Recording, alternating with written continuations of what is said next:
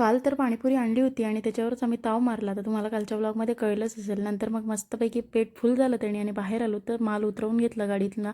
कारण आजकाल ना गाडी थोडी बाहेरच लावावं लागत आहे. माल आहे आतमध्ये दुकानाचा, त्याच्यामुळे जागा नाही आहे. आणि ही जी फिट मास्क मी म्हटलं होतं ओत्रीचं, ते म्हटलं चला आज यूज करून बघू आपण. अशा प्रकारे मी लावलं होतं. खूप असं गुदगुदू वाटत होतं मला, कसं तरी वाटत होतं. पण याचा जर रिझल्ट छान असेल ना, मी तुमच्यासोबत नक्कीच शेअर करेन, कारण मी फर्स्ट टाईम यूज केलेला आहे. आणि दुसऱ्या दिवशी सकाळी बघा बाथटबमध्ये ना या दोघींनी मस्तपैकी अशी आंघोळ केली 1 ते 1.5 तास. आता आनंदने आल्या तेव्हापासून मला म्हणतं आहे की मामी बाथटब टाकून द्या आणि त्याच्यामध्ये पाणी भरून द्या, आम्ही दोघी खेळतो म्हणून.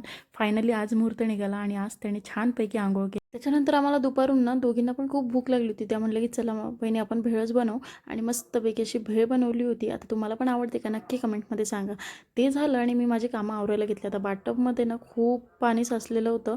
साचलेलं म्हणजे आम्ही टाकलेलंच होतं आणि ना वारातून आल्यामुळे ते खूप खराब झालं होतं. आता मला ती एवढी मेहनत घ्यावी लागली, हे सगळं बकेटीत काढायचं, पुन्हा बाहेर नेऊन टाकायचं.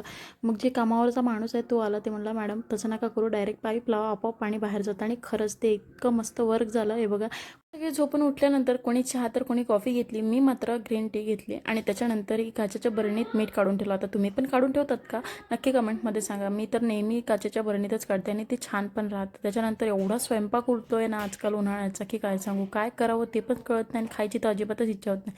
इथे आमच्या बाहुलीचे हाल बघा कसे केले होते. हिचं नाव पिंकी आहे, हिला मागून पूर्ण टकलं बोलून मी तर खूप हसले.